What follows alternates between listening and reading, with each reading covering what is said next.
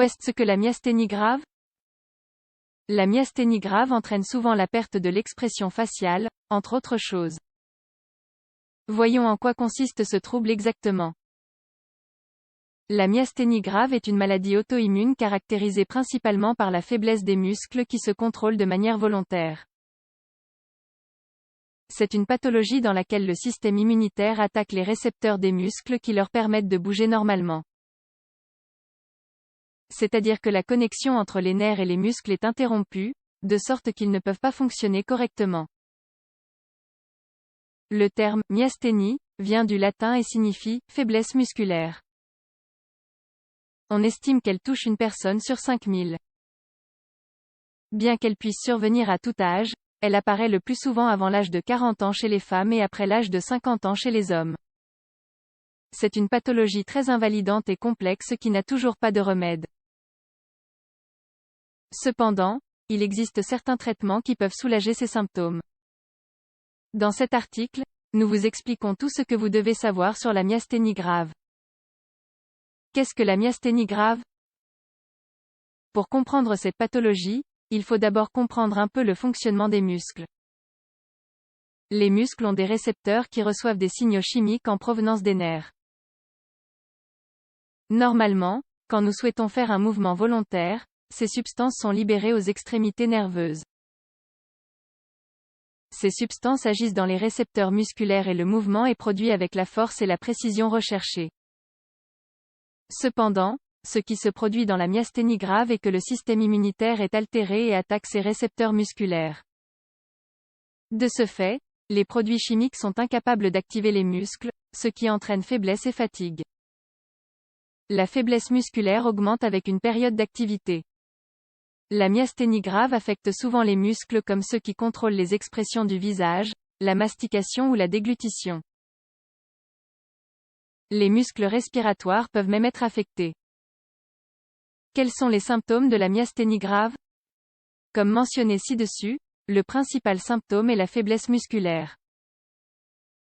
Cette faiblesse augmente lorsqu'un muscle est utilisé de façon répétée et s'améliore au repos. Malheureusement, les symptômes ont tendance à s'aggraver avec le temps et, quelques années après l'apparition de la maladie, ils sont assez graves. De nombreux groupes musculaires peuvent être affectés, mais ceux qui le sont le plus fréquemment le sont. Les muscles oculaires. La plupart des personnes atteintes de myasthénie grave ont des problèmes de vue, comme la vision double. De plus, ils ont souvent une paupière tombante, ou les deux. Un grand nombre de patients ont de la difficulté à parler. La voix est habituellement nasale et douce. Le processus de déglutition est affecté. Les mouvements simples comme mâcher ou avaler deviennent faibles et complexes. Cela entraîne un risque de noyade lorsque vous mangez ou buvez de la nourriture. Les expressions faciales sont perdues. Les personnes atteintes de myasthénie grave ne peuvent souvent pas sourire normalement. D'un autre côté, une faiblesse peut apparaître aux extrémités ou dans le cou. Lorsque cela se produit, la capacité de marcher ou de garder la tête dans une position naturelle est altérée et la tête a tendance à tomber latéralement. Comment la maladie est-elle diagnostiquée? Afin de diagnostiquer la myasthénie grave, le médecin doit d'abord connaître tous les symptômes et tous les aspects de l'histoire médicale du patient. Il procédera ensuite à un examen physique approfondi. En outre, de nombreux tests supplémentaires sont généralement nécessaires pour confirmer le diagnostic. Par exemple, les médecins effectuent un examen neurologique pour vérifier la force et le tonus musculaire, les réflexes, la coordination, etc. Les analyses sanguines fournissent également des renseignements diagnostiques utiles. Comme nous l'avons expliqué, il s'agit d'une maladie auto-immune, de sorte que des anticorps spécifiques sont souvent présents dans le sang du patient. D'autres tests sont également utilisés. Test de la poche de glace, qui est utile lorsque le patient a une paupière tombante. La poche est placée sur la paupière pendant environ 2 minutes, puis on analyse s'il y a du mouvement dans cette zone. Stimulation répétée d'un nerf.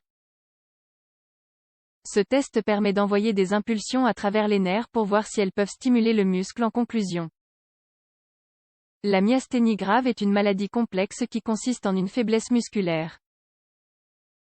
Elle peut affecter différentes parties du corps comme les yeux, les membres ou les muscles respiratoires. Il s'agit d'une maladie grave qui met la vie de la personne atteinte en danger. De plus, il n'existe toujours pas de remède, il est donc essentiel de consulter un médecin face à tout symptôme afin qu'il puisse établir le traitement le plus approprié pour contrôler la situation.